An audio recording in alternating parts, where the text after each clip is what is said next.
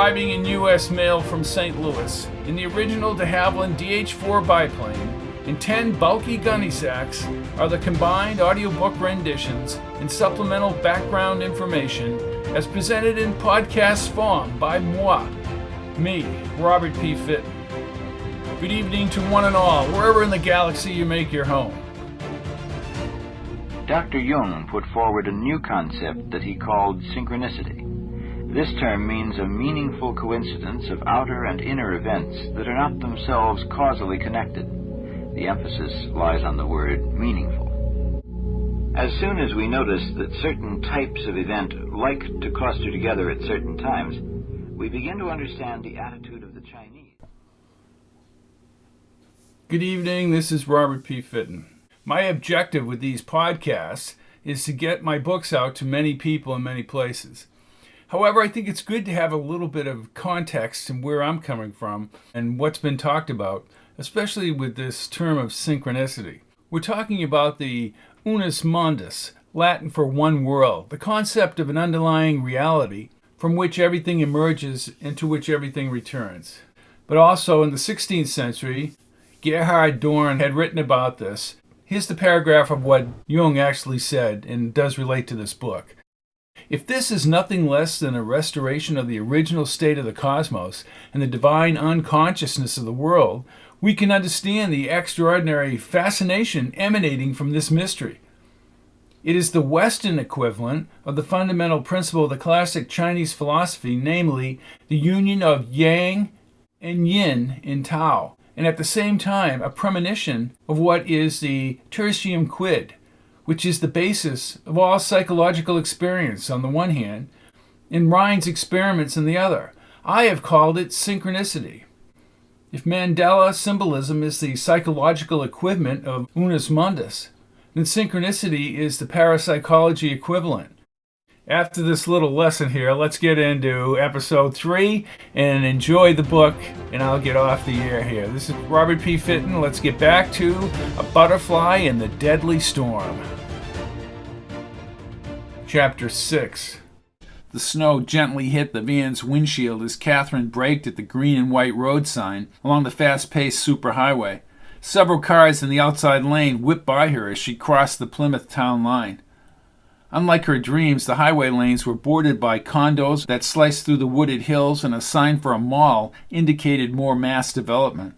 The second exit on Route 44 had an arrow for Plymouth. A towering red and white antenna reached toward the clouds and seemed to rise from the cemetery to her left. Decades ago, Conrad Ridder had broadcast from inside a gray Quonset hut atop the hill behind the cemetery. She adjusted the digital frequencies on the rented van's radio and stopped at 106.9 FM. She grinned as Ridder's original station spewed out Buddy Holly singing That'll Be the Day from the 50s. As she continued down the highway, a billboard for the station advertising the oldies format with a huge vinyl 45 RPM record and Elvis Presley in a gold coat appeared at the edge of the woods. Kathryn tightened her brow as she checked an industrial park at the bottom of the hill. An abandoned, battered drive-in movie screen behind new office buildings caught her attention. Tree branches protruded through the gaping holes and metal supports in the screen. Mixed with unmitigated fear, her dreams had catapulted into reality. Maybe she should have agreed to have Roz accompany her to Plymouth. She veered toward the right lane and down the ramp under a new bridge. A massive shopping center plaza occupied the wooded hill in her dreams, and a plethora of fast food restaurants, donut shops, and a car dealership framed the once rural highway. The Water Tower Hill housed an additional plaza. To her right, under the hovering WXBN antenna, the cemetery gravestones matched her dream sequence. She signaled at the traffic light and headed left into town. The descending hills and older clapboard houses along the road were also familiar. Kathryn believed that Shane and Billy had driven around this little roundabout leading toward Plymouth Rock and maybe the Mayflower. Before she registered at her hotel, an overwhelming compulsion caused her to drive through that very intersection and see what she had only dreamed. She waited at the Court Street traffic light, her hands moist on the wheel as the snow flurries melted against the windshield. Her thoughts centered on the night the young Conrad Ridder chased Shane and Billy along the bay. A few car horns shook her concentration. Kathryn checked the rearview mirror and sped forward. She drove along a row of bare trees. The sky brightened ahead and a deep blue winter ocean spread out from the docks along the seaside restaurants. The roundabout near a white clapboard shanty appeared ahead. The stone seawall, no more than 3 or 4 feet high, separated a long sidewalk and the chilly bay waters. With teary eyes, she gripped the wheel. She skirted the traffic circle and steered the rental van along the seawall. The directional clicked as she merged into a parking space. Through the front windshield, the weathered wall cement had darkened over the years. She buttoned her coat and stepped onto the slippery asphalt.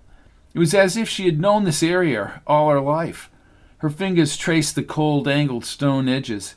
She had walked this wall before. As she leaned forward, the wind gently furrowed her curly hair and crossed her arms over her wool coat. She bit her lower lip as she wandered down the sidewalk, alternating glances between the Mayflower's empty dock, an adjacent brown clapboard house, and the distant gray pillars of the Plymouth Rock portico. With each stride through the flurries, she moved closer to the stone temple housing Plymouth Rock below. She stopped twice to where she estimated the location of Conrad Ridder's blue Volkswagen. A man and a woman bundled up in bright parkas gazed down at the historic rock and then moved on. Her heartbeat accelerated. Shane, chased by a gun-toting Ridder, had run down this very road with Billy. Kathryn's throat tightened when she placed her hands on the portico granite and peered over the metal railing. She exhaled. Sand and the bubbly tide sloshed over the rock's rounded edges. The chiseled date indicated when the Pilgrims first stepped on the rock, 1620. She had never seen or traveled to this place, yet Shane and Billy hid from Conrad Ridder less than 15 feet away. Even if she found physical evidence linking Ridder and Dmitri Meritokis to the deaths of 3 people 40 years ago, such evidence might be useless in court. Having identified so strongly with Shane, she had to find the truth. She clutched the iron railing and peered between the portico pillars along the harbor. A man in a brown suede coat with wavy chestnut hair gripped the railing on the right side of the portico. His brown eyes caught her for a second as she swung her eyes down to the omnipresent rock. She took in the cold, salty air. The man had disappeared when she looked up. She released her grip on the railing. Her portico guy, in a blue checkered shirt and jeans, now wore a beige Stetson. He smoked a Tipperillo with his boot propped up on a stone wall. Kathryn retreated to her rental, parked along the sea. Getting a good meal after she checked into the hotel would refresh her thinking. She glanced over her shoulder at the portico as she continued past the Mayflower's berth. Roz would want to hear all about what she had seen in Plymouth. Maybe she would have suggestions. She pictured the confident Ridder on his TV show and contrasted him to the killer who had fired at Shane and Billy. She returned to the van, started the car, and immediately turned up the heat. As she backed away from the seawall, an insatiable urge prompted her toward the red and white radio antenna up the hill. Again, she drove by recognizable clapboard houses, and then the van climbed into an open area with monuments to the Pilgrims. She circled around the back of the station. A 2-story modern brick office with thermal windows and a flat roof had replaced the Quonset hut. She saw a yellow station van with WXBN in bold letters next to the compact cars in the adjacent lot. A bulky, chrome-laden yellow car sat on an elevated platform. The plaque below proclaimed the car a classic 1950 Studebaker with a black convertible top, donated by the former station owner, Conrad Ridder. She stopped the rental and stared at the station where Conrad Ridder had begun his ascent to national notoriety. With that rise to prominence lay a trail of murdered people who were just trying to find answers. Somehow, she would find the truth. Chapter 7. Kathryn peeked through the restaurant's window panes at the gray-smeared cloud layers creeping over the harbor. The salt air lingered in the dining room, stirred by a combination of restaurant aromas. She squeezed her cell phone as the line rang. Her frustration mounted each time the call went into Roz's voicemail. Before she could end the call, her friend's powerful voice overrode the voicemail message. Roz here. Roz, it's me. Ah, off. I just got in. Listen, I talked to Wacky Patty. She'll give me time off. I'm coming back there to help you out. Roz, you don't have to come back here. Look, kid, you do the same for me. Kathryn smiled and turned toward the crowded restaurant. She brushed her scraggly hair with her fingers. You won't believe what I've seen here. Should I call Sackalatita and offer your apologies? As a matter of fact, you can.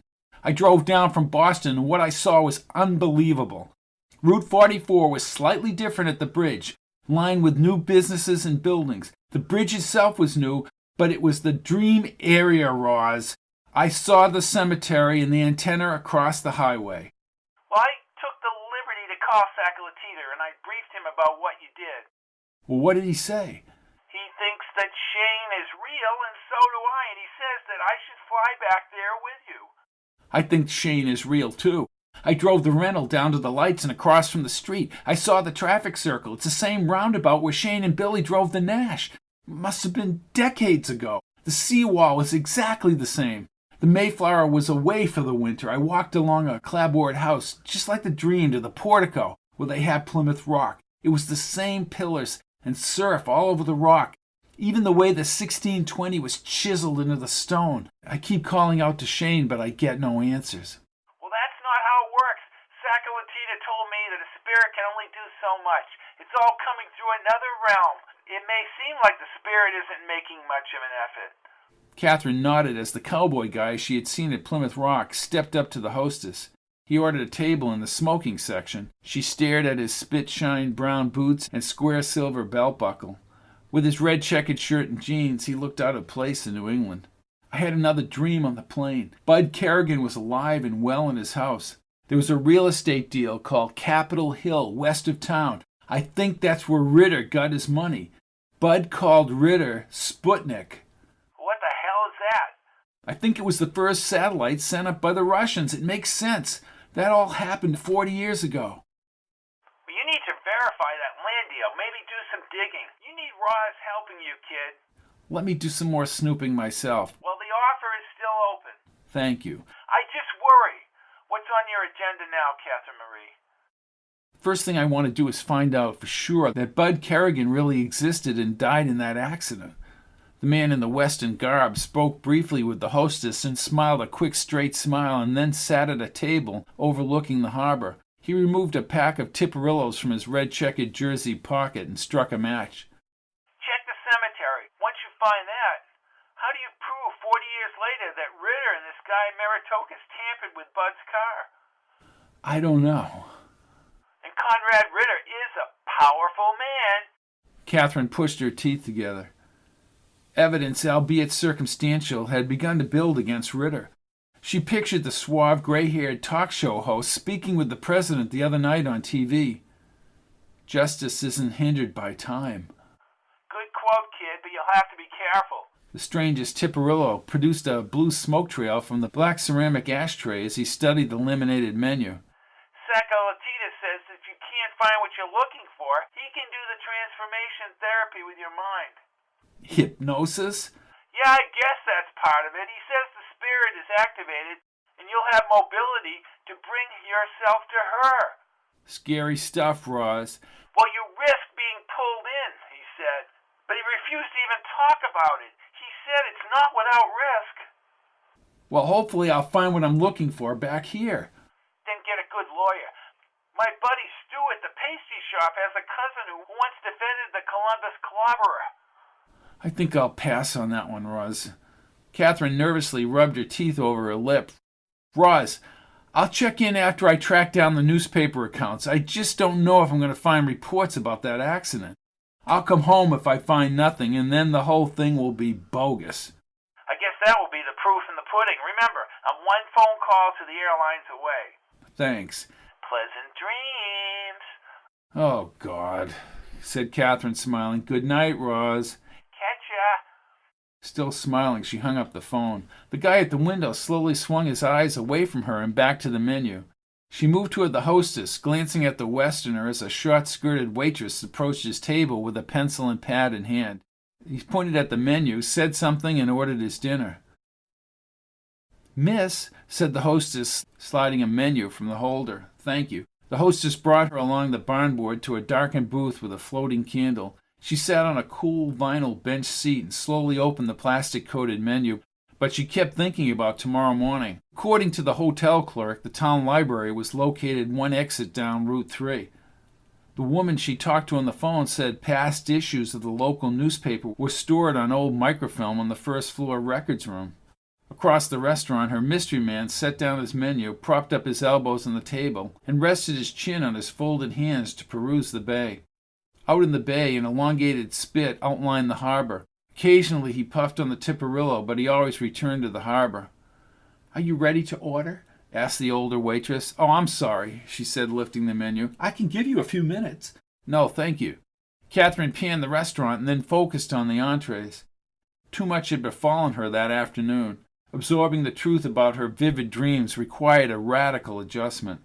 Maybe later, after nibbling on a small meal, she would return to her room and sort through the implications of finding the truth. Shane stepped out of the Nash. Uncle Bud leaned on the side porch balustrade and stared into his backyard. His tie hung loosely over his short-sleeved shirt. He kept running his hand through his disheveled hair and talked to himself. "Uncle Bud?" He swung his red, moist eyes toward her. His flushed face looked pummeled. "Uncle Bud, what's wrong?" "Oh, God, Shane, you don't want to know." "What happened?" He closed his eyes momentarily, and his lower lip quivered when he spoke. "My sweetheart, I've allowed my trust in humanity to be my downfall. You can't say anything until I prove it. Nobody knows, not even Aunt May." "I don't understand." "Dmitri Meritokis." "Dmitri? What about him?" asked Shane. Uncle Bud put his arm around her, and they faced the lot behind his Shire office. Capitol Hill. "What about it?" He shook his head, and Shane thought back to the one time she had heard him mention the project. "I didn't pay much attention to it." "Oh, you wouldn't." Again, Uncle Bud closed his eyes and tightened his hands. "Oh, God, I put everything I had into that project. I trusted Dmitri with $80,000. But, my dear Shane, there is no Capitol Hill. It's all on paper, a pipe dream." She held his arm. "Then just go to the police or to the courts." "No, I can't. I could be in trouble with the courts in the state. I could lose my license." He turned toward his new green and white Plymouth 88. "I was so proud of that car, and the company was showing real profit. I had to go for the big hit, and now I've been taken. I'm sorry. Please don't tell anybody, especially May." "I understand, but what can I do? How can I help you?" Uncle Bud creased his brow. "I trusted Dmitri. I have to hire someone to find out who he really was. He lived in North Plymouth, near St. Sebastian's, but he had another place in Brockton, I think. I'll talk to Danny Jansen about it. First, I'll see what's in that North Plymouth house." "Who is he?" "I don't know. I didn't think the man was a scoundrel. How do I explain my poor judgment? $80,000 is insurmountable. All my dreams. I need a drink." He picked up his hat from the porch table. "Shane, I'm going to the wayside, and then I'll be back." "Well, getting drunk won't change anything, Uncle Bud." "Poppycock, I'm going to have the usual 2 glasses of wine, admire the lights on the bay, and then head home and watch Gunsmoke. I'll find him. I have to." Shane circled her arms around him. "You'll get through this, Uncle Bud. You'll find Dmitri, you will. It could have happened to any of us." "You're very kind, Shane. You tell Billy to keep up his studies at Wentworth. Going to school full-time must put a strain on you both." Shane raised her brows.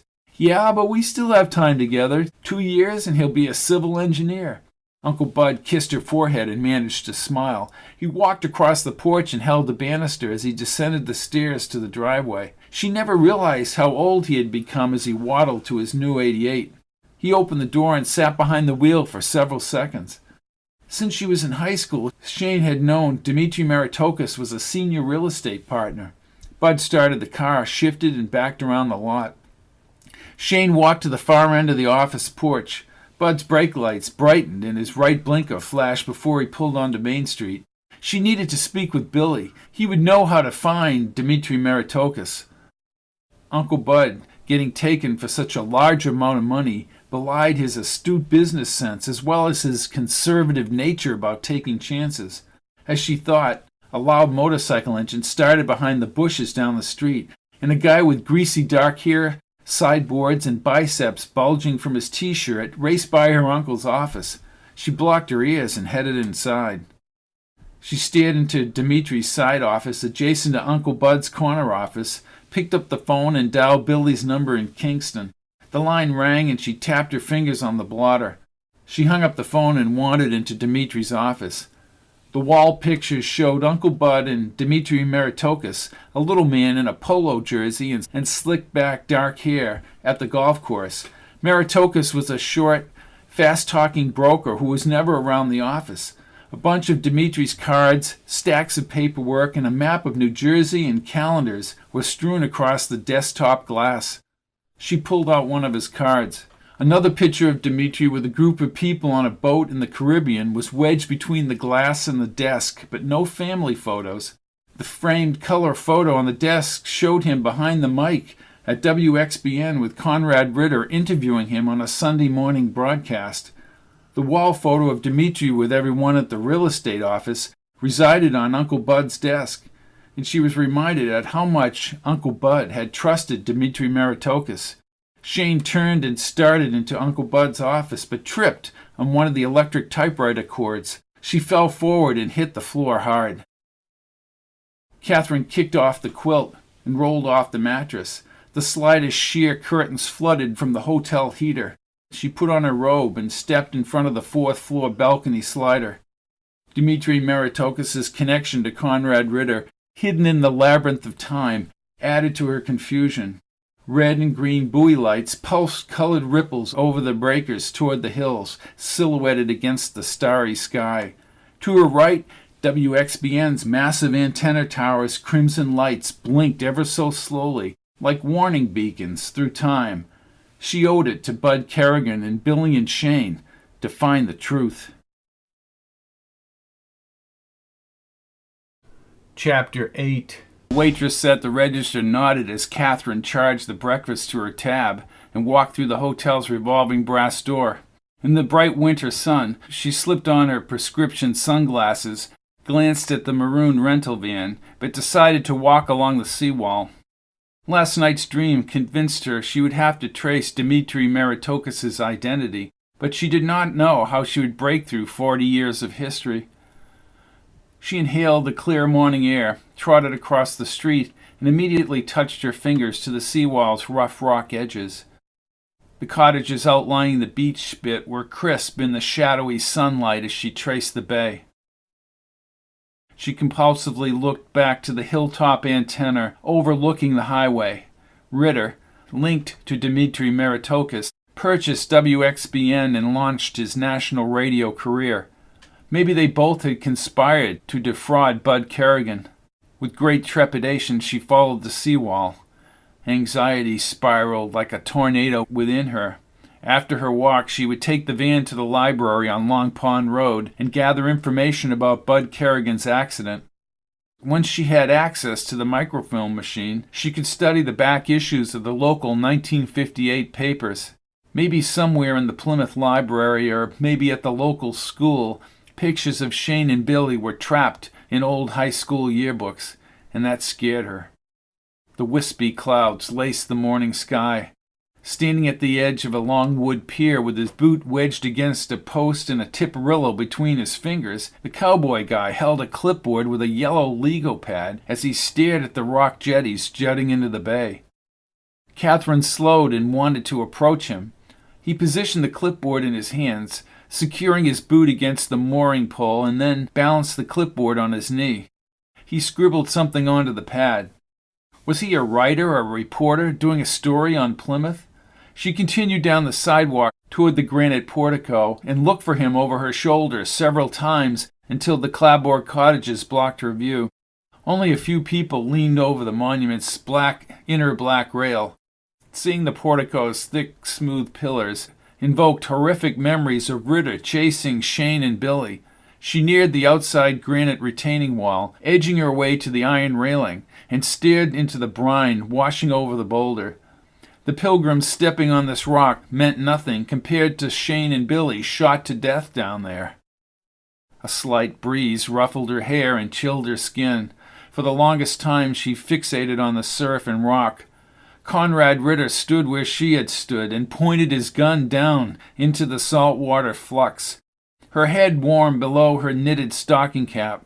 She sensed the passage of time as she fixated on the bay's blue waters, iced at the edges through the portico pillars. Her thoughts were not specific as she backed away and wandered under the shade of the tall pines. The stranger had left the dock. Although she did not know this man, his presence in the area had become routine. Men with huge yellow gloves worked on fishing boats outside the seawall. Again she felt the grainy rocks along the wall. The wall's cemented rock points flipped against her glove fingers like spokes on a roulette wheel as she retreated back to the hotel. From this angle on Front Street, she noticed a huge truck rig with chrome side pipes parked at the hotel near the shrubs in the stockade fence and unlocked her rental van. But as she slid across the vinyl seat and placed her sweaty hands on the wheel, she worried whether she would find the truth. Shane and Billy, Bud Kerrigan, or Dimitri Meritokis meant nothing until she checked the library. She remained burrowed in front of the computer monitor and detailed each local newspaper's page, beginning with the spring of 1957. The pages moved with each mouse click, blurring after a while. She rubbed her eyes and crossed her arms as she gazed at the library desks below. A few people were perched behind another row of white computer monitors in the room to her right, while students turned book pages in alcoves along the main room. Again she faced the screen. An ad running on page 16 of an April 1957 edition caught her attention a few minutes later. God almighty! Pleasant Valley Real Estate, new homes, rentals, land, 16 Shire Lane, Bud Kerrigan, Dimitri Meritokis, Plymouth 8740, Plymouth 8741. She raised her hands to her mouth and then removed her glasses. For a moment she doubted her perceptions, massaged her eyes again, and thought about the kindly Bud Kerrigan in her dreams. Her heart cranked when she put on her glasses and focused on the ad. Bud and the dreams were real. She began a search for Bud Kerrigan in Pleasant Valley Real Estate. Random articles referred to Pleasant Valley Real Estate in a vague way until she stumbled upon the sale of the company in 1964 by its owner, Dimitri Meritokis. The company went out of business in 1973. She typed in Dimitri Meritokis' name. Pages of articles related to Conrad Ridder's show filled the screen, but nothing related to Bud Kerrigan or Plymouth. Yet, Bud Kerrigan existed. While her dreaming about Plymouth might have a basis in reality, her awareness of two people named Bud Kerrigan and Dimitri Meritokis made no sense. Kathryn pushed the wood chair over the carpet and moved toward the windows. She hesitated to punch in Roz's number into her cell phone as her mystery man, now wearing a solid yellow shirt, carried several books up the mezzanine stairs. His boot heels disappeared at the top landing as she slowly placed her phone in her pocket. She did not understand why this man provoked such interest, not just an attraction, but something deeper. She scurried up the crimson stair runner and stuck her head around the mezzanine corner. At the far end, he pulled out a wood chair along the upper windows and opened one of the books. She stared as he thumbed through the pages. Then she started down the stairs to call Roz, but then stopped. She shook her head and returned to the mezzanine. As she slipped along the rail, open to the first floor, he slowly turned in the chair. His brown eyes locked onto her as she stopped a few feet away. She gave him a goofy smile. I'm sorry, I don't know what I'm doing up here. I keep seeing you around town. He had a ready smile and extended his hand. John Tucker. I'm here on vacation from Phoenix, Arizona. Kathryn Jenner. I live in Ohio. He blocked the chair as if he were guarding something on his desk. Long way from Ohio, Miss Jenner. No longer from Phoenix, she replied. Tucker had a wedding ring. How long you here for? Oh, probably until I relax, she chuckled. I know the feeling. I've driven a truck for 15 years. You probably saw my rig by the hotel. As a matter of fact, I did. Let's just say I had the urge to come east. Me too. I'm senior vice president with a marketing firm in Ellaby, Ohio. Sounds important. I don't know about that. She tried looking over his shoulder at the books spread open on the desk. Well, I guess I'll see you around. He held the back of the chair as he leaned against it. Yeah, I'll be taking in the sights just like any other tourist, just like Plymouth Rock. I wonder if it's a real rock, said Kathryn. I'd like to call it the traditional rock. Who the hell knows? Main point is they landed somewhere near here. And the rock was here. Yeah, now you've got it. He studied her hair and face, but she did not mind. What about the boat? The Mayflower? I keep asking myself, where is it? It sails south for the winter, said Tucker. I thought that was the original boat. You did? Tucker spoke in a lower voice as if it were a secret. I guess it's the Mayflower, too. Kathryn grinned. His ruddy face and chiseled nose made him appear older, but she figured he still had at least 10 to 12 years on her. Did you really think that was the original ship? Hell, you're talking to a good old boy from Scottsdale. I saw the ocean when I was in the service. I was in the Marines. I wasn't a Navy man. Me either. Took Tucker a few seconds to appreciate her sense of humor. I get it. What did you do in the Marines? I was in Special Ops.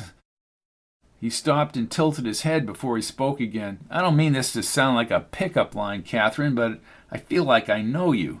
Kathryn nodded her head. That's why I came over to you. I could swear we've met, but I've never seen you before, and I've never been to Arizona. Well, I drove my rig to Akron once, but I can't tell you where Ellerflee is. Ellerby, she said, laughing. Well, maybe we'll see each other at the hotel, she said, hoping he would ask her to dinner. Tucker squinted, and the lines around his tanned face tightened. His dark eyes had a deep sincerity. Yeah, I'm sure I'll see you around. Okay. Kathryn retreated along the mezzanine railing and started down to the main floor, but again stopped on the landing. She gazed up the stairs. Her stomach wrenched as she slowly climbed again. Tucker stood at the window and turned more pages. He started down the lengthy cranberry-hued rug once again. He raised his hands to his temples. His glassy eyes were fixed on the black and white pages of a yearbook. The yearbook's distinctive ink smell stayed in the air as she peered over his shoulder. Amidst the student photos, she observed a young woman with short dark hair and brows. The girl's expressive eyes possessed a mysterious allure. Kathryn spoke her name out loud. Shane Kerrigan. Holy shit! Tucker looked up at Kathryn. You know, don't you? I think I do. Tucker's bewildered expression matched her own inner turmoil. She reached around Tucker and turned the pages rapidly. She did not know Billy's last name. Tucker's brow furrowed. His name was William Ellis. Kathryn stared at Tucker and then flipped the page to a picture of a thin kid with a crop of dark hair parted on the right and freckles across his face. Billy. I dreamed his dreams, said Tucker boldly. Kathryn raised her left brow. Shane brought me back here. Conrad Ridder killed both of them, said Tucker as he looked into her eyes and held her arms. It's all real, Kathryn. Kathryn's parched mouth hung open. She swallowed several times and slowly grasped his calloused hands. Come with me, Tucker. Tucker nodded and folded up the yearbooks. She led him along the mezzanine and down the stairs. The computer screen still glowed across the study room table. Tucker leaned closer to Bud's Pleasant Valley ad in the newspaper. Son of a gun, Bud Kerrigan. Shane's uncle. He died in an accident on Route 3A, the Plymouth bypass. Tucker briefly closed his eyes before studying the ad on the monitor. I sure as hell wondered if someone else had dreamed what I dreamed. Bud's real estate office. What does it all mean? Dmitri Meritokis owned the agency after Bud's death and then sold it in the 1970s. Meritokis. Kathryn sat in the chair and he put his hand on her shoulder. His touch reassured her that someone else in the world understood what she was going through. Can't believe I found you, Tucker. I was trying to locate a report of Bud's accident. The accident happened in early September in my dream. Shane called Billy. She tightened her brow. You understand, don't you? I thought I was nuts. Her eyes filled. We need to talk about this whole thing. I had some shrink back home telling me I was a loon. He had some dumbass term for it. Kathryn now realized what a conventional therapist could not have told her. Saccolatita's darkened office flashed into her head as she scrolled to September 1958. I ended up with this guy who said there was a soul inside me trying to resolve something in her life. I didn't want to believe it, and I didn't believe it until I saw Bud Kerrigan's ad, and now with Shane and Billy in that yearbook. Shane was a real person. I dreamed about her being killed at the Rock, said Kathryn. Tucker's eyes brightened, and Conrad Ridder pulled up in a blue Volkswagen. That's exactly right. She glanced at the newspaper pages. Tucker, what are we going to do with this information? He shook his head. I thought about that. If we're going to take the offensive, we sure as hell better have all the facts. How do we take on Conrad Ridder with our dreams as the only witness? I'm convinced that he killed Shane and Billy and had something to do with Bud Kerrigan's accident. One of my dreams started with me falling through the dark water. The shrink said it was my unconscious thoughts trying to get through. Well, that's bullshit. That's a great theory until the other night I dreamed some guy with dark hair brought Billy and Shane's body out of the bay in a small speedboat. Meritocus. In the dream, I saw his picture in Bud Kerrigan's office. I had that same dream 10 nights in a row, and then the Ridder dream at the Rock repeated. I thought I was losing my mind. Oh, I know the feeling. I don't think Shane's inside me all the time. It's as if she walks through a door and I see what she sees and then she leaves. Tucker produced a crooked teeth smile and pointed his index fingers at her. That's right. Not like we're possessed or something. I think Billy and Shane want Ridder, and maybe Dmitri Meritocus to be brought to justice. Well, how, Kathryn? I thought I was going to have to use the microfilm machine. She clicked on the newspaper story about Bud Kerrigan. On the screen, the report of Bud's accident slowly moved up page 1 of the daily edition. There it is. Tucker pulled a chair next to her, and she focused on an image on a newspaper headline from September 9th, 1958. Real estate broker killed in crash. Owned Pleasant Valley Realty, Manamet, September 7th. Local real estate broker Bud Kerrigan lost control of his 1958 Plymouth 88 near White Beach Drive on Route 3A last night. According to police reports, Kerrigan was traveling south toward his home in the Manamet section of Plymouth when he careened into a row of oak trees at the bottom of a winding slope. Kerrigan was transported to Jordan Hospital, where he was declared dead at 9:36 p.m. Police are awaiting laboratory reports. Bud Kerrigan was a lifelong resident of the town and formed a real estate business after his return from military service in Europe in World War II. He leaves his wife of 41 years, May, and a brother, Harry Kerrigan of Carson City, Nevada. Funeral arrangements by the Dole Garrison Funeral Home and Mass at St. Sebastian's Church Chapel in Plymouth are pending an announcement. Kathryn ran her fingers over the dusty screen.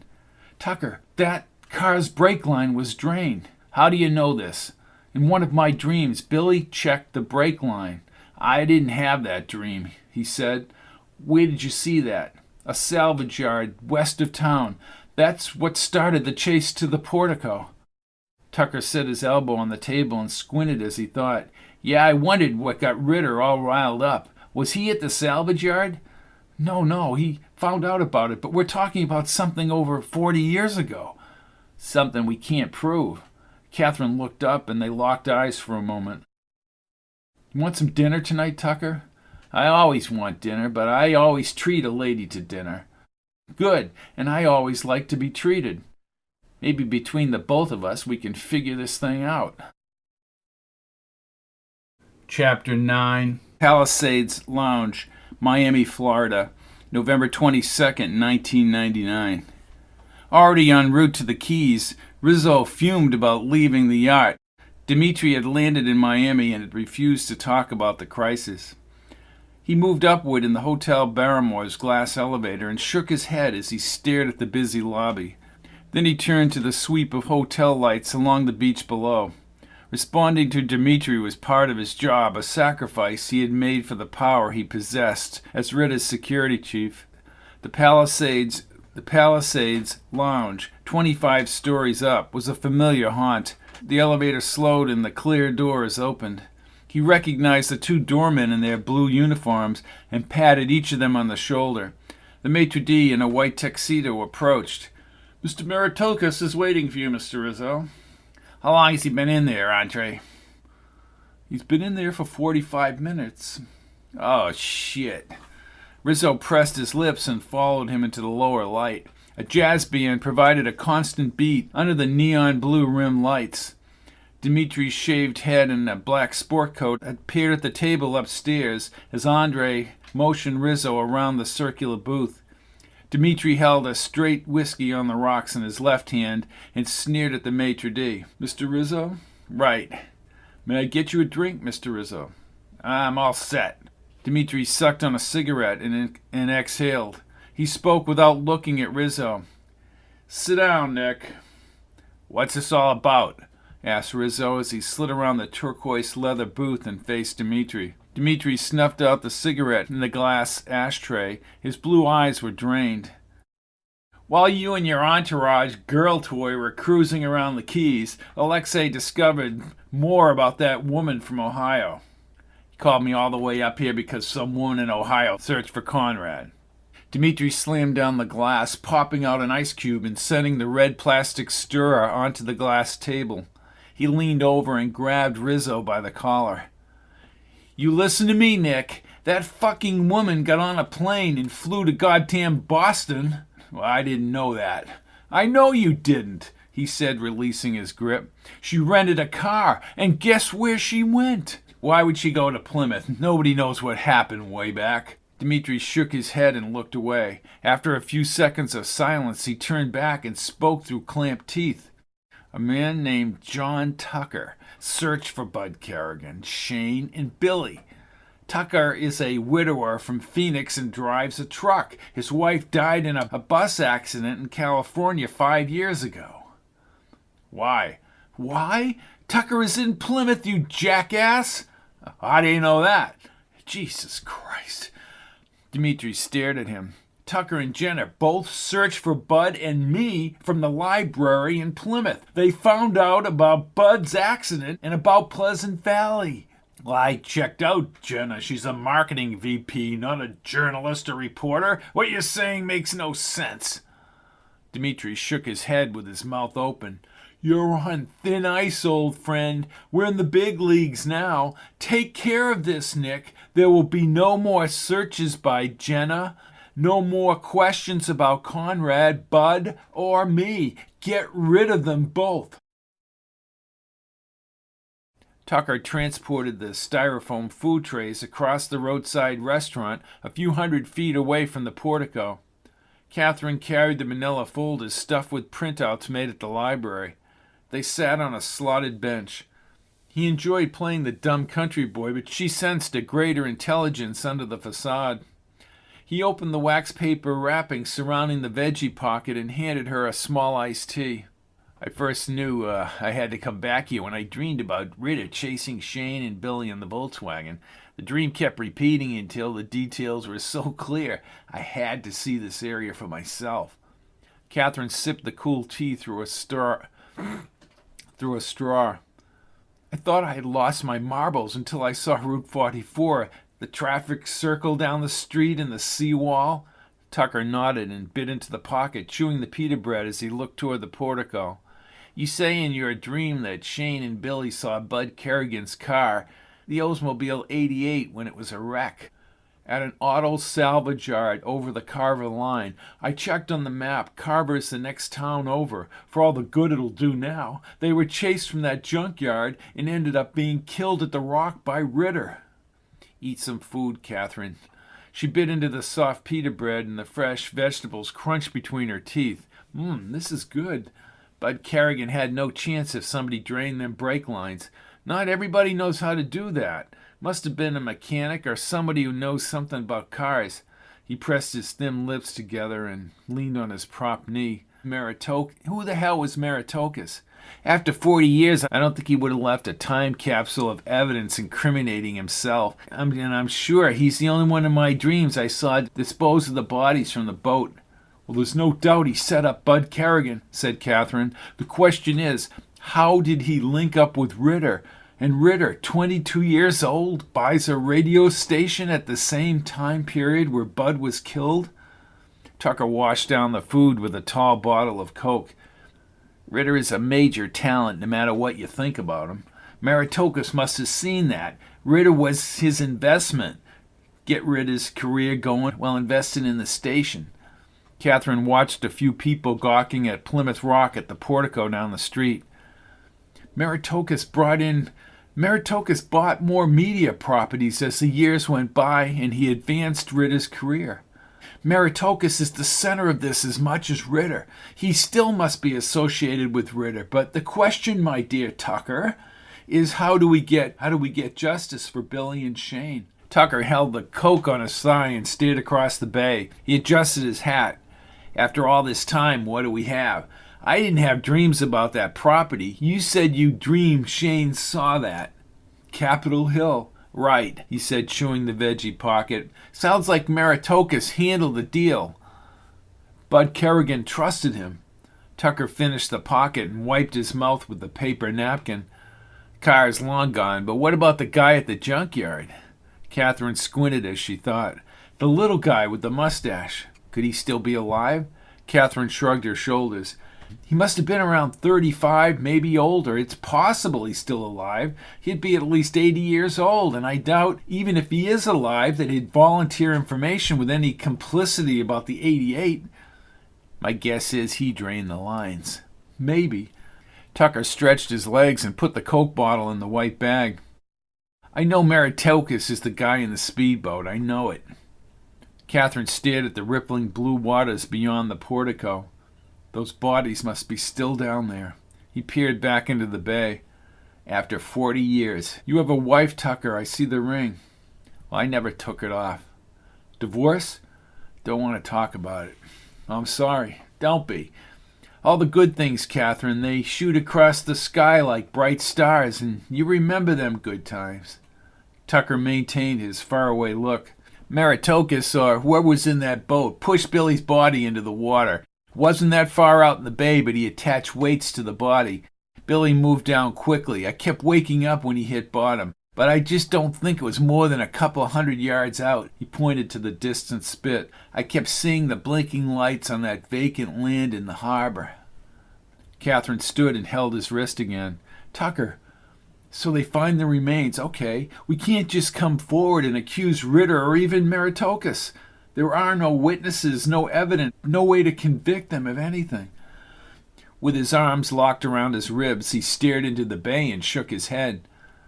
And I don't foresee us finding the spilled brake fluid either. So what do we do?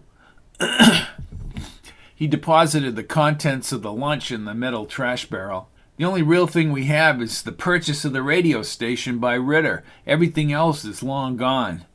And that guy at the yard, she said. No, wait a minute. What if someone else suspected what we suspect? Did Bud ever tell anyone else what he told Shane outside the office? Maybe this guy, Dan Jansen, that police sergeant. She looked into his dark brown eyes. 40 years is a long time, Tucker. As Tucker drove the van up the road, Kathryn alerted him to the large shopping plaza beyond the highway bridge. In my dreams, that plaza was just woods. This road used to be Route 44, and it was rural and narrow. I ain't surprised. I don't think it's smart we tell anybody about people skipping in and out of our heads. Agreed. Roz knows. Roz? Roommate. Roz moved in when my fiancé left. Roz, sounds like you're a roommate. Tucker's brow furrowed. Sorry about your fiancé. Well, it's for the better. His large hands encircled the wheel, and then he checked the side mirror. Anyone else know about your dreams? Nah. Tucker brought the van up along the long hill toward the water tower, now painted green. The road widened into several lanes. See, the way I look at it, neither one of us can prove nothing for nothing. Kathryn grinned. You have a way with words, Tucker. Well, can you prove it? Nope. She studied his angled profile as he drove into an expanded five-corner intersection near a new fire station. A huge microwave tower with assorted dishes and linear antennas popped up behind the station. Stay straight, Tucker. This road has really changed. Tucker again checked the mirror and sped into a single lane. Wonder if we can really shake up Ridder or con him into thinking we have the goods on him. We might want to try that. A big risk. He is Conrad Ridder, and who are we? Right. The power line stretched over the branches ahead. Newer and higher concrete poles supported the thicker and numerous lines above the remnants of the farm. The gray weathered silo had nearly collapsed and the farm acreage reduced to a few fields. I liked the simpler time before everything was paved over and homogenized. Businesses with individual owners. More responsibility if you own your own place. Who the hell has responsibility nowadays? Asked Tucker as the van crossed directly under the high-tension wires. You go to the doctor, you don't pay him. You don't even decide where you go. Some bureaucrat tells you what's covered and what isn't. Life has become too damn complicated. I wonder what it was like 40 years ago. Were things that different? Right. When Ridder started his career. I was just thinking, Meritokis' name must be on the old real estate transactions somewhere. In my dream, Bud made it sound real fishy. Kathryn pointed to the housing track roads to her left. Look, Tucker, someone developed this area. It made sense at the time for Bud Kerrigan to invest in this area. Somebody made money, probably Dmitri Meritokis. Bud didn't live to talk about it. Exactly. The road narrowed near a small brick apartment complex in velvet cranberry bogs, nestled within the sandy flats to the rear. A couple of 100 yards ahead, the town line marker rose from the tall grass. Across the highway, a handwritten black and gold sign hung from a pressure-treated pole. Tucker slowed the van. Pine Hill Estates? Asphalt, kids' playhouses and swimming pools. She figured the office salvage shack used to be behind the first bend on Pine Hill Drive. I don't think we'll be seeing any Oldsmobile 88s up there. Pine Hill Drive swept within the view of the high-tension wires. Newer concrete foundations were poured into freshly scooped sand along the hill. A number of pickup trucks and an oversized yellow front-end loader were parked in front of a white construction trailer plopped at the bend. A few of the old pine trees remained on the hill. Tucker looked at Kathryn and stopped across from the construction trailer. Good place to get information. Maybe. She stepped into the cooler air and accompanied Tucker across the frozen boot prints in the dirt and up to the trailer's corrugated metal steps. He opened the door. A few men in construction boots sat around a large man with a loud voice. The heater hummed as they stepped inside, and Tucker closed the door. The guy in the red flannel shirt and big belly looked up. Who the hell are you? Oh, who the hell are you? Asked Tucker. I asked first. You want to buy a house for the missus? The man struggled to extricate his huge frame out of the captain's chair. He thrust out his chubby hand. Frank DeMarco. Tucker, and I understand there used to be a car graveyard back here. DeMarco stroked his chin. Who the hell told you that? Don't go spreading rumors about my development. No, I ain't. We want to know what happened to the junkyard, said Kathryn.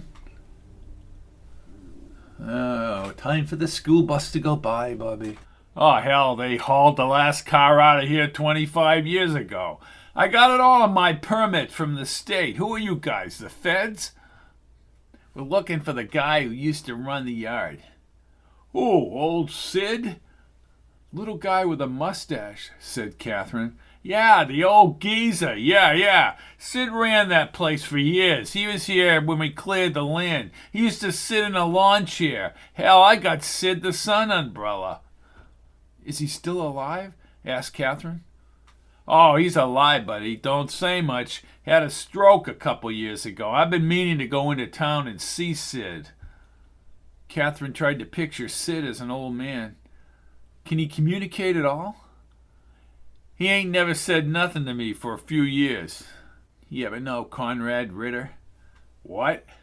DeMarco looked out the trailer window. Ridder, the guy on TV? I watch him all the time. How the hell would Sid know Ridder? Well, Ridder was born in Plymouth. Oh, no shit. Where is Sid now? Asked Tucker. The nursing home in town, Peaceful Acres. Tucker smiled and shook his hand again. Thanks for the info. Nice houses. Remember, Frank DeMarco. Are you sure you don't want to buy one? Tucker smiled and shook his hand again. Just passing through, Frank, old buddy. Tucker reached for the door and held the knob, but then he turned around. You ever hear of Bud Kerrigan? DeMarco nearly lost his balance as he sat down. Kerrigan? I don't know no Kerrigan. Hell, I come down here from the North Shore. He lowered his body back into the chair. But if I see him, I'll tell him you were asking for him. Yeah, you do that, said Tucker. Tucker helped Kathryn down the stairs and shut the metal door. In the sunshine, she faced his intense blue eyes. We need to find Sid. It's worth a try, Tucker, old buddy. Chapter 10. The afternoon talk show blasted down the corridor near Sid's room. The nursing staff said he had lost his ability to speak, but he constantly watched TV. Kathryn hesitated outside the room, glanced at Tucker, and then stuck her head inside the doorway. A man with white, scraggly hair, rimmed around his bald head, slouched in a chrome-frame wheelchair, perched before a small TV. She shuffled into the peach-colored room and cautiously rounded the wheelchair. Sid's black-frame glasses, lenses smudged and magnifying his dark eyes, were balanced snugly on his straight nose. His right arm, tattooed with a faded representation of a mermaid and the tall ship, hung in a gray sling. His left thumb pressed against the remote button as he flipped the channels. She recognized him within the withered, pale, wrinkled representation of the cocky little man in the junkyard 40 years ago. His midnight eyes blinked and rolled to the left to focus on her. The right side of his face drooped. Sid, my name is Kathryn Jenner. This is my friend Tucker. Sid's flattened pink smile curved up the left side of his face. Someone had missed shaving a crop of stray beard stubble. We want to ask you a few questions. He raised his thumb above the remote, and the moisture level in his eyes peaked. Tucker squatted next to the chair. Sid, we want to talk about something from a long time ago. Sid again raised his thumb and pushed the remote to an afternoon soap opera as Kathryn leaned over. Did you know Bud Kerrigan? He spun the channels like an out-of-control motor. Tucker creased his brow. He died in a car accident 40 years ago. Sid lifted his thumb from the remote, and the tiny TV sizzled with gray and white snow. Kathryn knelt next to the padded wheelchair's sidearm. Sid shook his head at the fluctuating signal. Tears rolled over his frozen face. Kathryn's throat tightened as she visualized him as a younger man. We don't think Bud died by accident. We think somebody drained the brake fluid from his car. Bud was scammed for big bucks, said Tucker. Sid fiddled with more buttons on the remote, and amidst the blue screen a series of blue-leaded programming instructions appeared. He clicked the timer button slowly and plugged in the settings. Program mode. September 7th, 1958. Start, 10 p.m. Stop, 10:07 p.m. Channel 3A. Speed, SP. Oh, dear God, that's the date that Bud was killed. Did you know who did it? Asked Kathryn. Sid's eyes floated in his tears. He clicked the remote. I'm sorry, Sid. I don't mean to frustrate you. Tucker stood, grasped Kathryn's hand to help her up. She glanced at the blue-leaded program. Sid's eyelids drooped and he sunk into a light sleep. Tucker motioned Kathryn out of the room. He knows, Tucker. He knows, she said in the hall. He put the date on the screen. I have to ask him about Shane and Billy. She re-entered the room. Sid again scanned the channels. Sid, did you know Shane Kerrigan and Billy Ellis? He stopped the channel surfing and maneuvered his thumb across the buttons and configured the timer on the screen again, but he changed the top sequence. Program mode, September 13th, 1958. Start, 10 p.m. Stop, 11 p.m. Channel. Speed, extended play. Sid popped his thumb with a twisted smile as he fought to keep his eyelids open. Like a battery recharging, he weighed the remote at the TV and finally closed his eyes. Kathryn put her hand on his shoulder. More tears leaked out of his closed eyes. Sid, We're staying in the area. We'll come back. Tucker held her shoulders and walked her into the corridors, but peeked back in the room before they left. Isn't that the date they disappeared? He knows more, but he can't get it out. Tucker nudged the van along a constricted hill in the constricted hilly section of Route 3A as Kathryn scanned the trees for a remnant of Bud Kerrigan's accident. Tucker slowed where the hill curved. A long galvanized rail now shielded wayward drivers from the wide tree trunks lurking down a rocky gully. If we talk to Sid again, we need to ask him specific questions. Try and reconstruct this. There it is. Sure, now they have a rail there. Tucker pulled onto the Bluestone Highway shoulder beyond the breakdown lane. He checked the map and pointed at the road off the highway. Now there's a nuclear power plant down the road. Kathryn tried to envision Bud pumping the brakes and losing control as he gained speed down the steep hill. She wondered about his last thoughts as he careened toward the trees.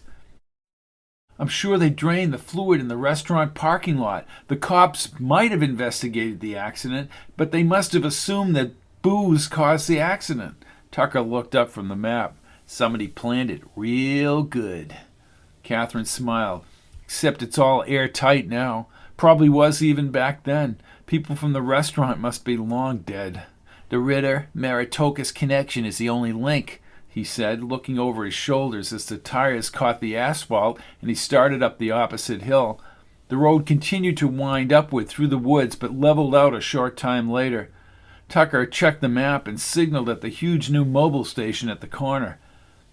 Across the street, a number of cars waited to leave the shopping plaza. He turned left. According to the phone book at the library, Bud lived at 57 Cushman Street.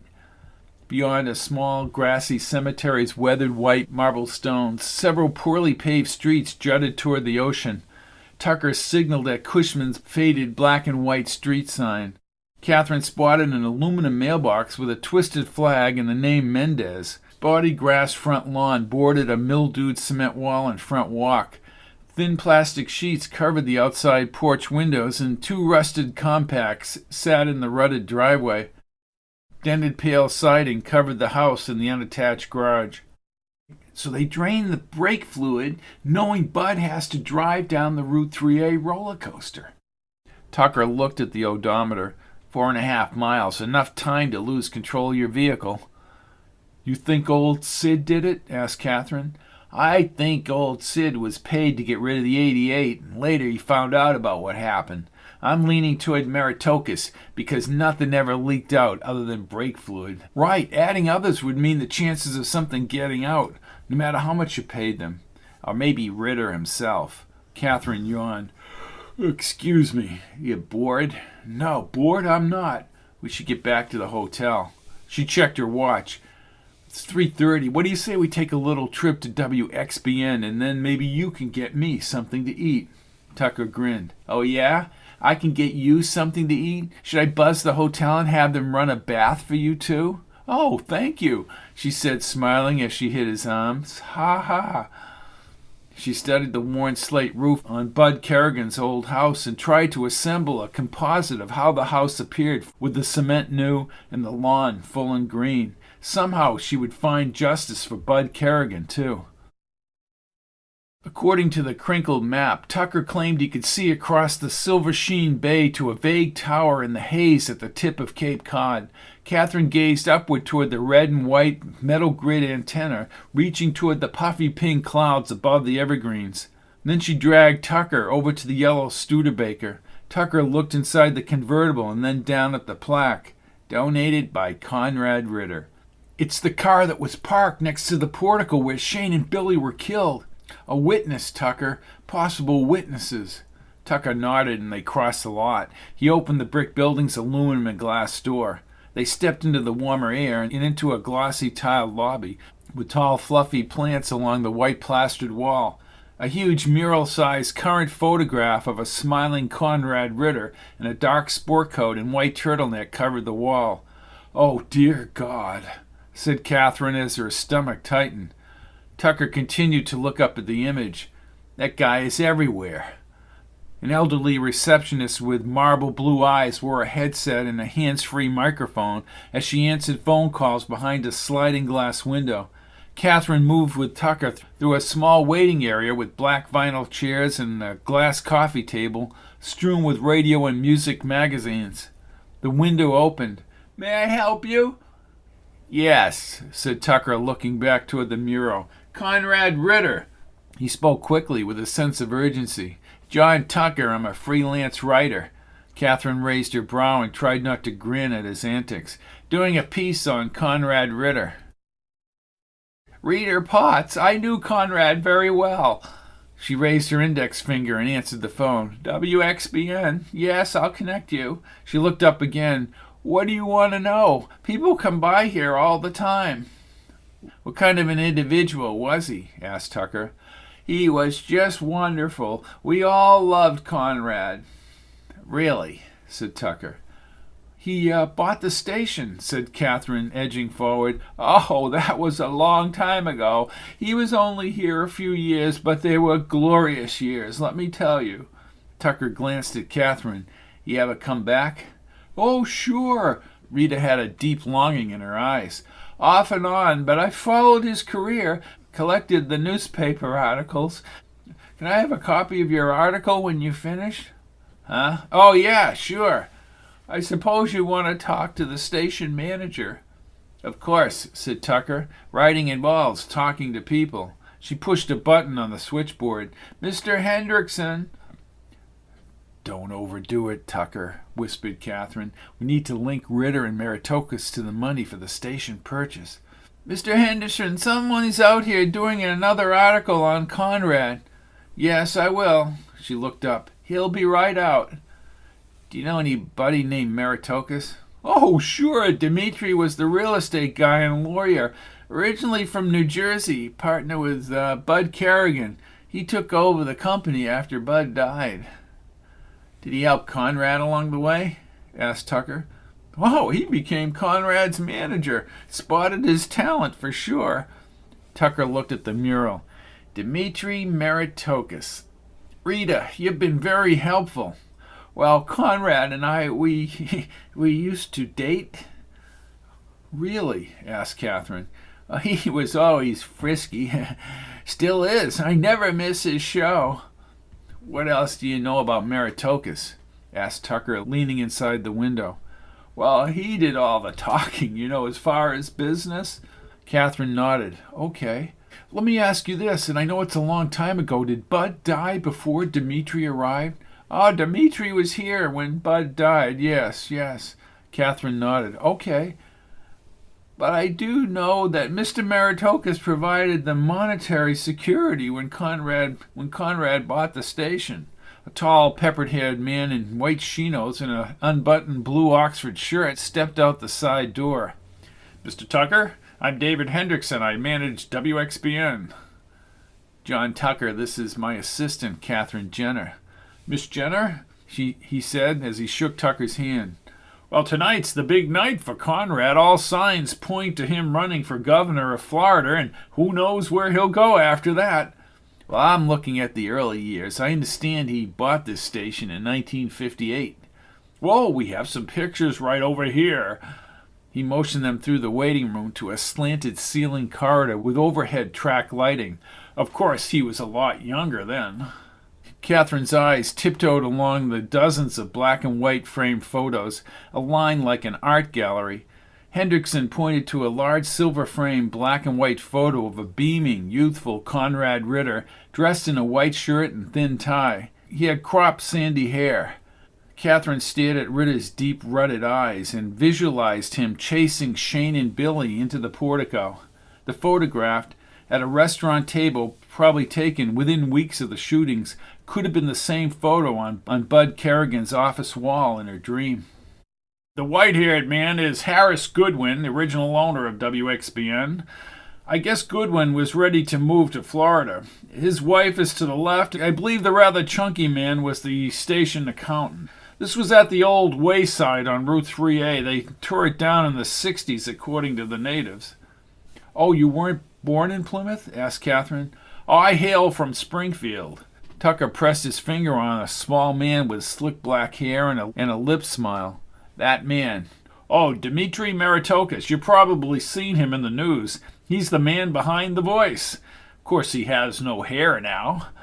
Tucker winced as he looked into Kathryn's eyes. Then he whispered, "He's the guy on the boat." "What? He's the guy on the boat, Kathryn?" Now, we have a number of early pictures of Conrad Ridder. He only owned the station for 2 years. Somehow he managed to broadcast from Los Angeles when the Democrats nominated Jack Kennedy. His radio career took off then, and the rest, as they say, is history. Kathryn scanned the other pictures for Dmitri Meritokis. "He paid cash for the station?" asked Tucker. "Oh, I don't know. Ridder was a local boy who made good after graduating from Princeton. I guess he saved some money and must have taken out a loan. Not bad for a 21-year-old. A good investment, wouldn't you say? Dan Jansen would know more about those days." "Is Jansen still alive?" asked Kathryn. "Well, he used to be on the police force, a sergeant. You know him?" "Yes, where is he now?"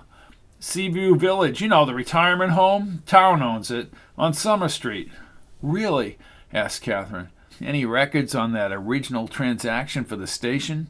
asked Tucker. "Hey, you're not one of those tabloid guys, are you? Because I don't go for that kind of journalism." No, I'm not." "Well, it doesn't matter. The station has changed hands a dozen times since Ridder owned it.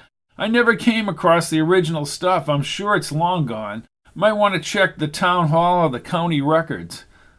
"Just like everything else," said Tucker. "I'm at the Bay Inn on the water. Any other information you might have about Conrad Ridder, I'd be glad to put it in my article." "Well, I'll make a note of it," said Hendrickson. He escorted them back and pulled a self-adhesive note off his desk. "Very good, Mr. Tucker. Nice to meet you, Miss Jenner." "Thank you for your help," said Kathryn. Hendrickson retreated down the corridor, but Tucker headed back to the receptionist. He waited as the elderly platinum blonde finished up on the phone. "Reader, I have a question." "Sure." "There's a photo in the corridor. Conrad Ridder is sitting around a table." "With Mr. Goodwin." "Who's the dark-haired, stocky man with the crew cut?" asked Tucker. "Oh, that's Nick Rizzo. Probably rented the suit. He usually wore an undershirt." "The yellow car out front." "A gift from Conrad," she said with a goofy smile. "Do he always own his own car?" She shook her head. "I don't even remember him driving it. He donated it years after he left Plymouth." "I see. Well, thank you." The switchboard sounded and Rita pushed a button. "WXBN." "Thank you, Rita." Tucker put his arm on Kathryn's back and steered her toward the outside door. They walked slowly to the asphalt parking lot. The large expanse of blue ocean unfolded as they rounded the building. "Mysterious people around Mr. Ridder are mysterious no more. But what about that car?" "How did Ridder get that car? It has to be connected." They headed back to the van parked under the trees across the lot. "We need to contact Dan Jansen. Or go back to 1958. Dream on." Tucker opened the van door for her. "I just hope Jansen is in better shape than Sid Horowitz." Meritokis accelerated and the sports car gained speed down the freeway. The skies had cleared and the traffic thinned out. His cell rang and he picked it up off the console. "Meritokis." "Dmitri, it's Alexei." "Yes, Alexei." "I am in Ohio, watching Jenna's friend Rosalind Paganini." "Well, what the hell does she know?" "Not sure. I'm trailing her, but I heard from back east my contact at radio station tells me that the woman and the cowboy have been seen at WXBN within the last hour. I'm going to make call and take care of Sid Horowitz." Meritokis sat up as he sped along. "Did Nick Rizzo say he was going to kill Sid?" When he did not reply, Meritokis continued. "Nick Rizzo is landing in Boston as we speak. He'll find Tucker and the girl. Nothing happens without orders from me. I want to know how they found out any of this. Then we kill them." "What about Dan Jansen? He is a liability." "Danny doesn't know anything, or at least any of the pertinent details. Keep a tail on that Paganini woman and report back to me in 24 hours. Dmitri slammed down the phone on the seat and punched in Nick Rizzo's number. The line rang and he exhaled as he drove. When Nick Rizzo's message started, Dimitri crunched his teeth. "Nick, you're a son of a bitch." Before driving to see Jansen in the retirement home, Tucker brought the van under the highway bridge on Route 44. He signaled along a rusted chain-link fence and slowed at the iron gates to Oak Ridge Cemetery. He navigated through the cemetery's narrow paths, along rows of slate-weathered stones with worn names and inscriptions. He stopped the van at the top of the hill and got out. One of the kids, raking the leaves, walked over to the van and directed Tucker to a shed near a highway fence. Tucker turned to Kathryn. "He says the groundskeeper might know where Bud is buried." He got inside and started the van again. They moved upward toward a light metal-sided building away from the highway. "I still can't believe we've both been drawn back here." "Well, I'm kind of losing track of that myself," he said, pulling up to the next shed. A tall guy with curly steel hair and an orange sweatshirt worked on an inverted snowblower. "Excuse me, I'm looking for a grave." The man lit a cigarette and quickly exhaled. "Who you looking for?" "Bud Kerrigan." "Oh, yeah, I know the grave." "Then he is buried here," said Kathryn. "Yeah," he said, pointing the cigarette toward the adjacent tree-lined hill. "See those maples up top?" Kathryn nodded and peered through the windshield at the bare maples. "He died in 1958. September 7th, 1958. Charles Arnold. I've been in this cemetery for 20 years, ma'am." "Well, thanks for your help," said Tucker, briefly squeezing his hand. "What about Shane Kerrigan or William Ellis?" "I don't know them. Ain't buried here." "Thank you." Kathryn watched him return to the shed. He hurled the cigarette across the asphalt as they ascended up the road. With a slight rise, Tucker pointed to a gray granite stone's chiseled letters. Kerrigan, Charles Arnold Kerrigan, June 27th, 1902, September 7th, 1958. May Elizabeth Kerrigan, June 29th, 1908, December 13th, 1962. Kathryn pushed her lips together as she moved with trepidation toward the stone. "I can't explain this." Who the hell would believe it?" asked Tucker. "Maybe Jansen." "Jansen was going to the DA once they had something," said Kathryn. She knelt on the ground and with her fingers outlined the chiseled granite representation of Bud's name and the dates of his birth and death. "I wonder what Jansen really thinks happened to them," asked Tucker. Kathryn held his wrist. "If he's in the same shape as Sid, we've got problems." Tucker's face tightened and he panned the graveyard. "I want to know why he didn't nail Ridder." "Poor Bud. Taken in and then killed by Meritokis," said Tucker. "I'd like to know Dmitri Meritokis' background," she said. "I tell you, he was the guy in the boat, the guy who dumped the bodies, and there was a yellow Studebaker parked near the portico. Something is very odd about that." She shook her head and pushed back her hair in the winter sun. An image of Sakalitita in a long sea-green waistcoat wandered along the hill. "Oh, dear God!" "What is it?" She ran forward as he called, but the image disappeared into the woods. Tucker caught up to her. "Did you see that? It was him." "Who? Who was it?" "Sakalitita." "Your Indian doctor?" She pinched the bridge of her nose. "I'm cracking up. Sometimes I wish I had never had these dreams. Why me? Well, I've asked myself the same thing. I'm just stressed. No. There has to be a reason, Kathryn, for what you just saw and for the dreams. We live in opposite areas of the country, but somehow these two people got inside our heads. What we saw was their reality, and I feel an obligation more than anything else I've ever felt in my life. I have to find the truth here." Kathryn nodded and gazed back at Bud Stone. "You're right. He was murdered, and so were Billy and Shane." Tucker stopped in front of a long plaza. Behind the plaza, a supermarket extended up the hill. He checked the map and then turned to Kathryn. "According to this, if we just go around back, we can take Summer Street to Seaview Village. Let's find Dan Jansen." Tucker pulled through the plaza and around the supermarket. He rolled through the stop sign and onto Summer Street. She glanced back to the supermarket's concrete blocks in the plaza below.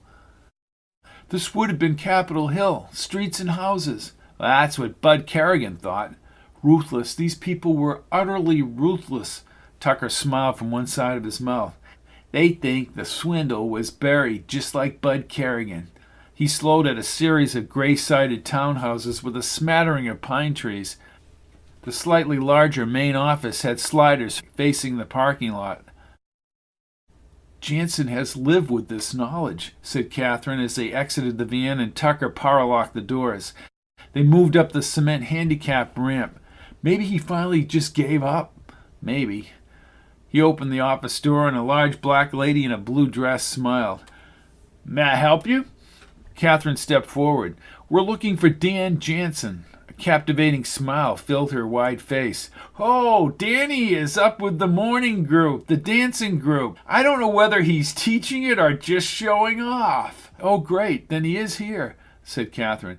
Oh, Danny is almost 85. He's been here since he retired from the police department. He's outlived everybody because he loves life.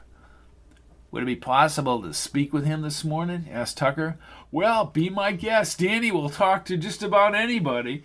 She spun her chair around and pointed to a large white door next to a stone fireplace. Our recreation room is right through that door.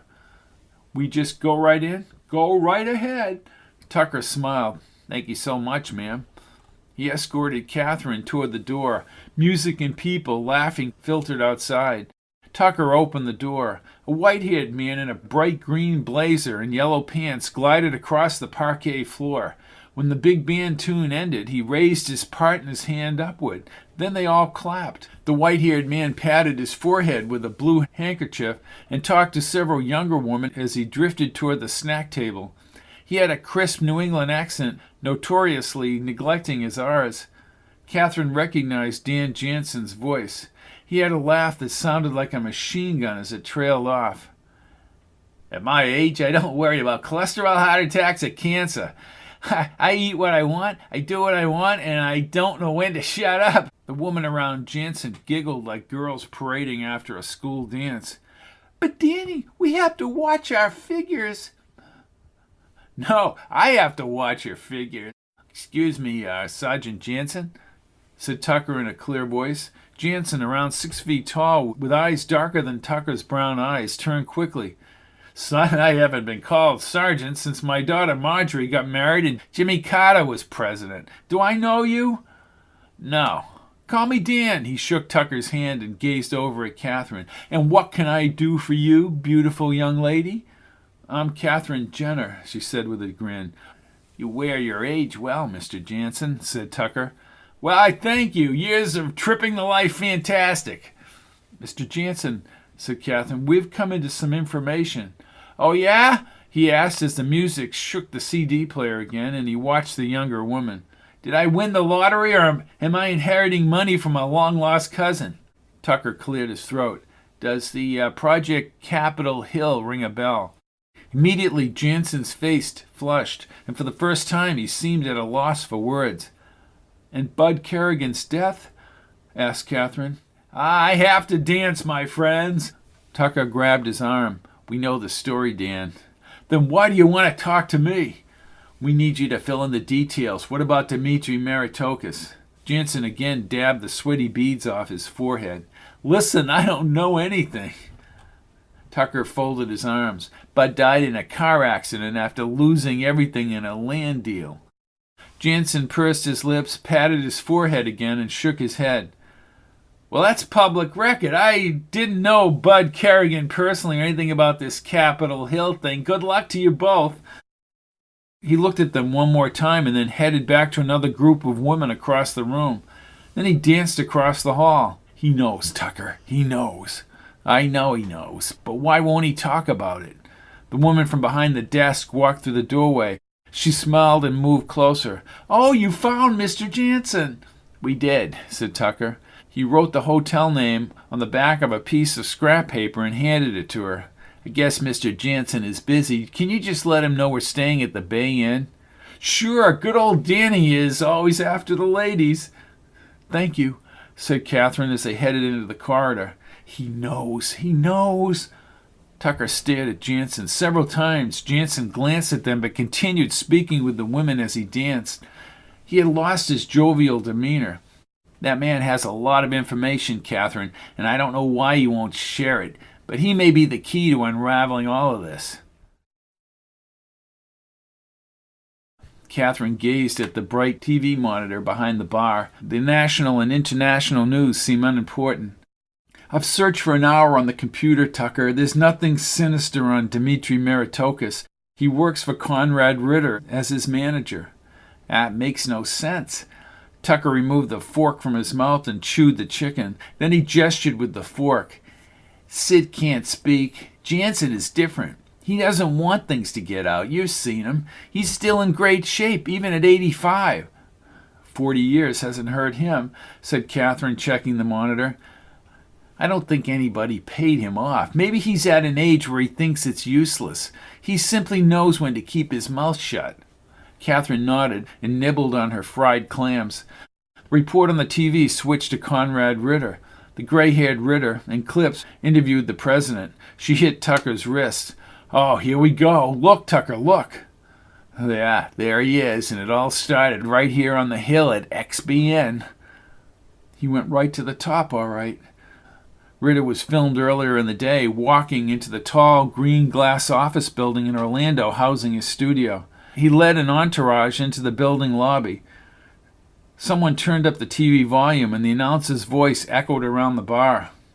Ridder had no comment about reports he will resign his position on the Conrad Ridder show this evening and announce his candidacy for the governorship of Florida.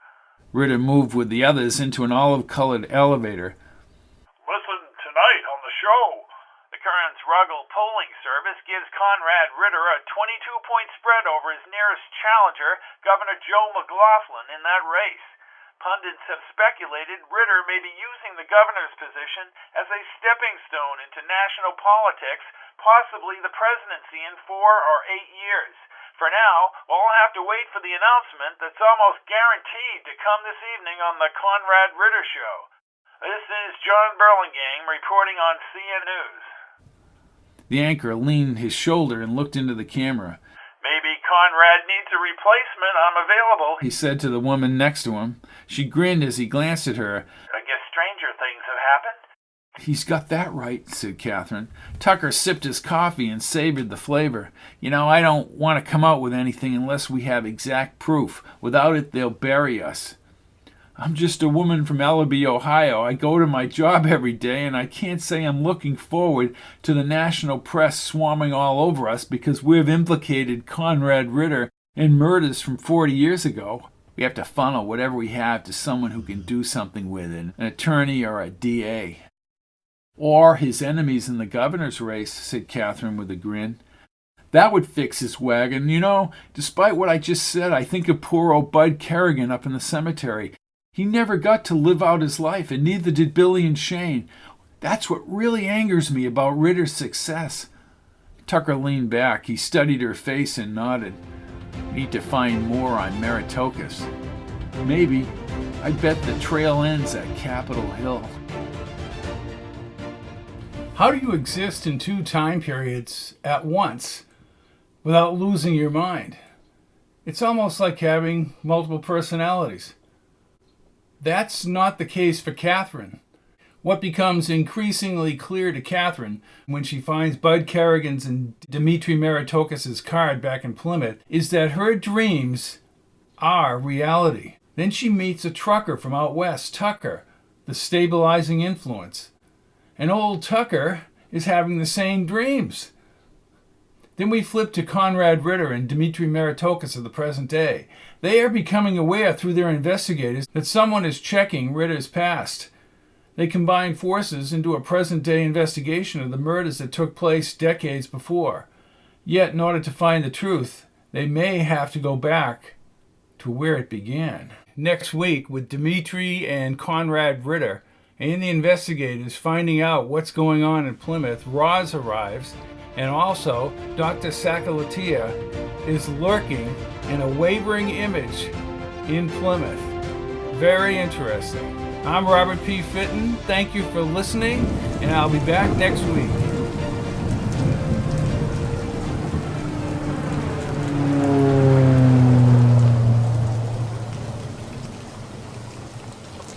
All of my books are available in paperback, Kindle, and audio at www.fittonbooks.com, or you can look at the list of audiobooks separately at pizzazz-pizzazz.com.